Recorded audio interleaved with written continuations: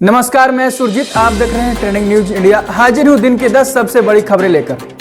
बाबा का ढाबा वाले बाबा पहुंचे थाने। दक्षिण दिल्ली के मालवीय नगर में लोकप्रिय भोजनालय बाबा का ढाबा के मालिक कांता प्रसाद ने यूट्यूबर गौरव वासना के खिलाफ डोनेशन के पैसे की हेराफेरी की शिकायत दर्ज कराई है। बाबा का ढाबा के मालिक कांता प्रसाद ने इस पूरे मामले पर बात की। उन्होंने गौरव के खिलाफ आरोप लगाया कि जो भी धनराशि आया उसमें पत्नी और अपने नाम पर मंगवा लिया। शायर मुनव्वर राना के खिलाफ लखनऊ में एफआईआर। लखनऊ के हजरतगंज थाने में शायर मुनव्वर राना के खिलाफ एफआईआर दर्ज किया गया। ये एफआईआर मुनव्वर राना के उस बयान को लेकर दर्ज किया गया है जिसमें उन्होंने कार्टून विवाद को लेकर फ्रांस में हुई हत्याओं को सही करार दिया। एफआईआर में उस बयान को जातीय उन्माद बढ़ाने वाला बताया गया है। बता दें, शायर मुनव्वर राना ने फ्रांस में बेगुनाहों को कत्ल करने वाले का बचाव किया था। मुनव्वर राना ने तर्क देते हुए कहा था कि अगर मजहब माँ के जैसा है, अगर कोई अपनी माँ को या मजहब का बुरा कार्टून बनाता है या गाली देता है तो गुस्से में ऐसा करने को मजबूर है। उन्होंने कहा कि मुसलमानों को चिढ़ाने के लिए ऐसा कार्टून बनाया गया। मथुरा स्थित नंदगांव के प्रसिद्ध नंद बाबा मंदिर में नमाज पढ़ने का मामला सामने आया। इसके फोटो वायरल होने के बाद मंदिर प्रशासन ने 4 लोगों पर केस दर्ज कराया है। मंदिर को गंगा जल से भी धोया गया। घटना 29 अक्टूबर की बताई जा रही। कोरोना की वजह से मंदिर में भीड़ कम थी। शुरुआती पूछताछ में पुलिस को पता चला कि मंदिर में नमाज पढ़ने वाले दिल्ली के खुदाई खिदमतगंज संस्था के लोग हैं। बताया जा रहा है कि मंदिर में 4 युवक पहुंचे थे। इन्होंने अपना नाम फैजल खान, मोहम्मद चांद, नीलेश गुप्ता और आलोक बताया। इन युवकों को खुद को हिंदू मुस्लिम संस्कृति में विश्वास रखने वाला बताया। आरजेडी प्रत्याशी बोले, महागठबंधन की बनी सरकार तो बिहार में फिर से मिलेगी शराब। बिहार चुनाव में जहां नीतीश कुमार शराबबंदी पर मतदाताओं को लुभा रहे हैं, तो वहीं जेडीयू छोड़कर आरजेडी में आए नेता ने कहा, यदि हमारी सरकार बनी तो बिहार में फिर से शराब मिलेगी। उन्होंने कहा कि गुजरात की तर्ज पर कोटे के आधार पर शराब देने की व्यवस्था की जाएगी। जेडीयू छोड़कर आरजेडी में आए अमरनाथ गामी के पार्टी बदलने के साथ ही स्वर बदल गए। बता दें, अमरनाथ गामी दरभंगा सीट से चुनाव लड़ रहे हैं। हाथरस कांड में एसआईटी ने सौंपी योगी सरकार को रिपोर्ट। उत्तर प्रदेश के हाथरस में सितंबर में हुए रेप कांड पर एसआईटी ने अपनी रिपोर्ट सौंप दी है।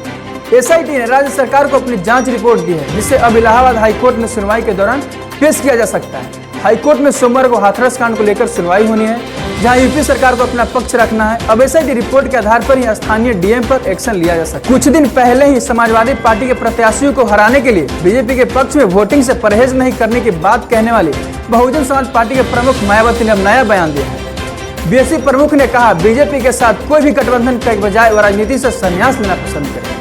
एमपीएल बना इंडियन टीम का नया किट स्पॉन्सर। फैंटेसी गेम से जुड़े मोबाइल प्रीमियर लीग एमपीएल को अगले 3 साल के लिए भारतीय टीम का पोशाक प्रायोजक चुना गया।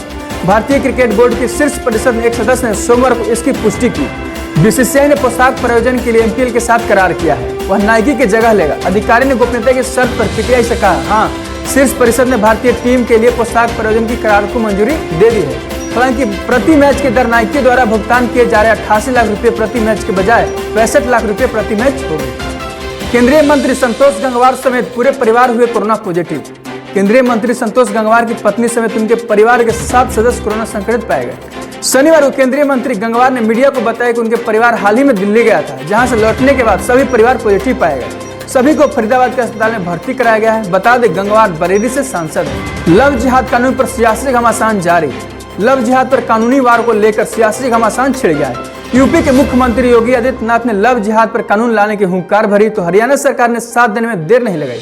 लेकिन लव जिहाद पर कानून के दाव को लेकर ओवैसी ने चुनौती दे डाली। उन्होंने कहा कि यूपी के मुख्यमंत्री को संविधान और कानून की जानकारी नहीं। नवंबर के पहले हफ्ते में ठंड ने दी दस्तक। देश की राजधानी दिल्ली में ठंड ने दस्तक दे दी है। दिल्ली में आज यानी सोमवार को पारा बढ़कर 10.8 डिग्री सेल्सियस पहुंच गया।